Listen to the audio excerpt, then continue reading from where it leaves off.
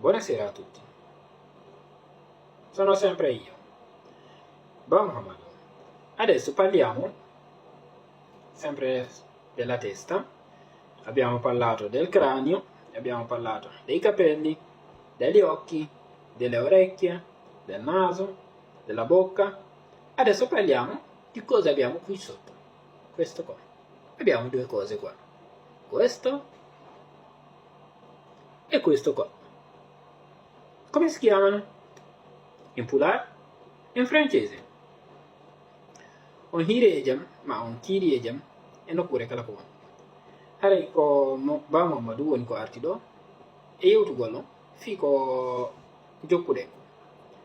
Haray ko toujours haani ko fii hoore woni e yewtude.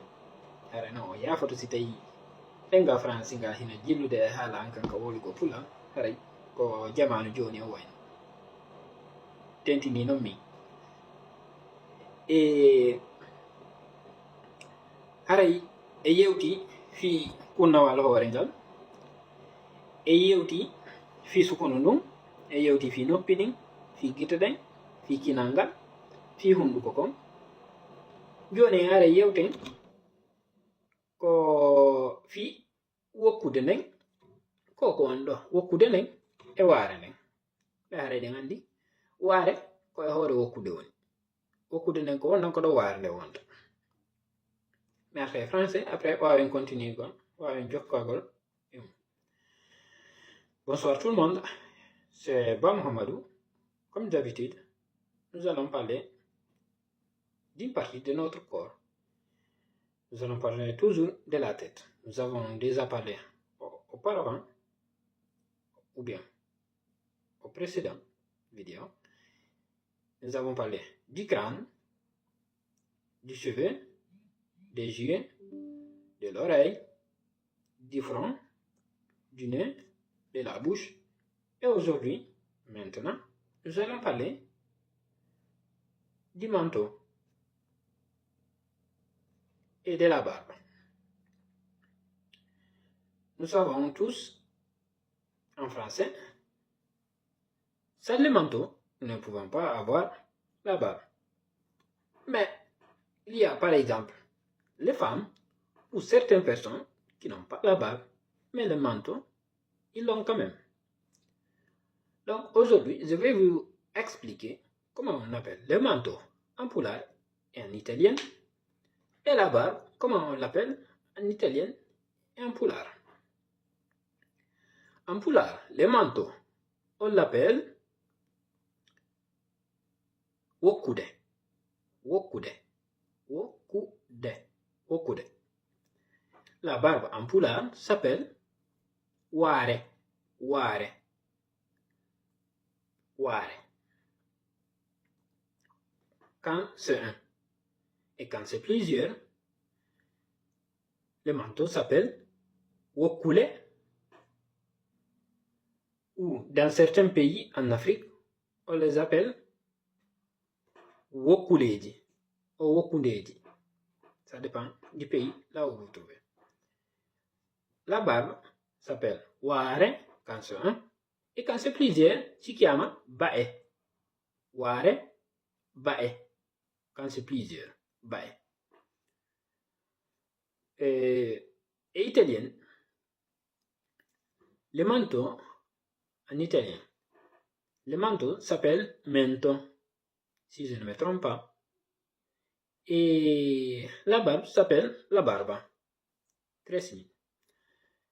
Simple. Delle barba, la barba. E la barba, le manteau e il mento. Torniamo in italiano. Parliamo oggi del mento e della barba. Come si chiamano in francese e in pulaar? In francese il mento si chiama le manteau e la barba si chiama la barba. La barba. Invece di mettere A come l'italiano si mette E muto, quindi diventa barba. In pulaar come si chiama? Il mento si chiama wokkude, wokkude, e la barba si chiama waare, kanso 1. Kanso 2 ou plusieurs mento si chiama wokkule. E quand la barba sono plusieurs, invece di dire waare si chiama bae.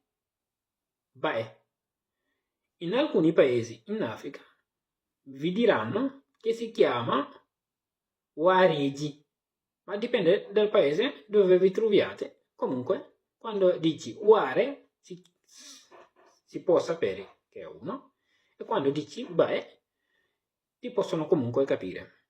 Artenge pulanga harayiɗe gandi wokkude nden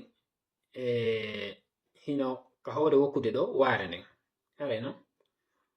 Joni noon si tawi ɗen faala wiide waare e français ko manto wiyete. Si tawi mi fayani ko manto wiyete. Joni noon waare nden ko honno wiyete? Wokkude nden ko manto, waare nden ko honno wiyete? La barba.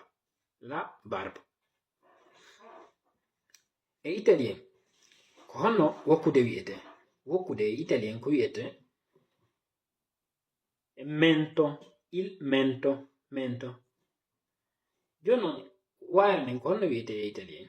Waare nden ko wiyete e la barba, waare nden la barba.